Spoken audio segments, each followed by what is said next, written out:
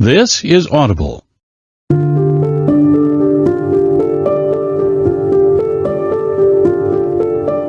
Simon & Schuster Audio presents Many Lives, Many Masters. The true story of a prominent psychiatrist, his young patient, and the past life therapy that changed both their lives. By Brian L. Weiss, MD. Read by Fred Sanders.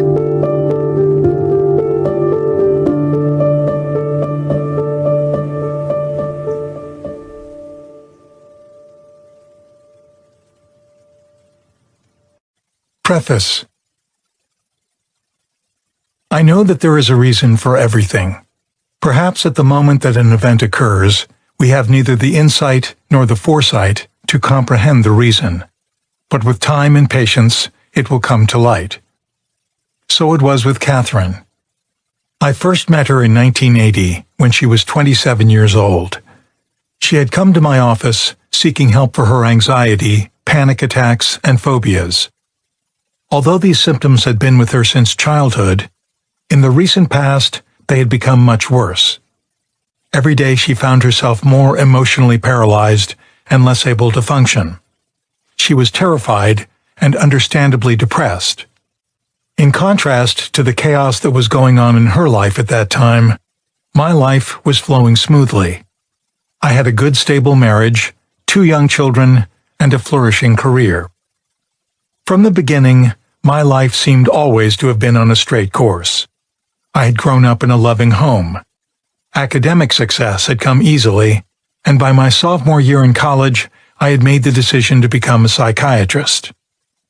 I was graduated Phi Beta Kappa, magna cum laude, from Columbia University in New York in 1966. I then went to the Yale University School of Medicine and received my MD degree in 1970.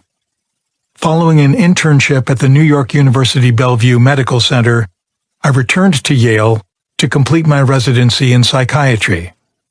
Upon completion, I accepted a faculty position at the University of Pittsburgh. 2 years later, I joined the faculty of the University of Miami, heading the psychopharmacology division. There I achieved national recognition in the fields of biological psychiatry and substance abuse.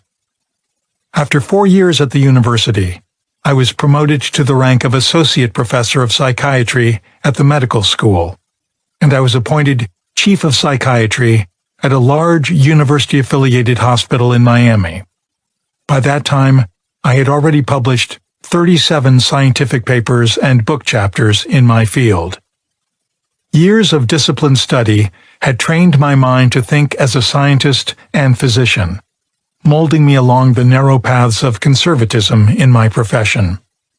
I distrusted anything that could not be proved by traditional scientific methods. I was aware of some of the studies in parapsychology that were being conducted at major universities across the country, but they did not hold my attention. It all seemed too far-fetched to me. Then I met Katherine. For 18 months, I used conventional methods of therapy to help her overcome her symptoms.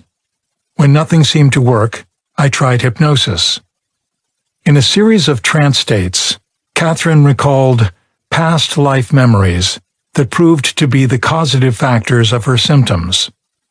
She also was able to act as a conduit for information from highly evolved spirit entities, and through them she revealed many of the secrets of life and of death. In just a few short months, her symptoms disappeared, and she resumed her life, happier and more at peace than ever before. Nothing in my background had prepared me for this. I was absolutely amazed when these events unfolded. I do not have a scientific explanation for what happened. There is far too much about the human mind that is beyond our comprehension. Perhaps under hypnosis, Katherine was able to focus in on the part of her subconscious mind that stored actual past life memories. Or perhaps she had tapped into what the psychoanalyst Carl Jung termed the collective unconscious, the energy source that surrounds us and contains the memories of the entire human race. Scientists are beginning to seek these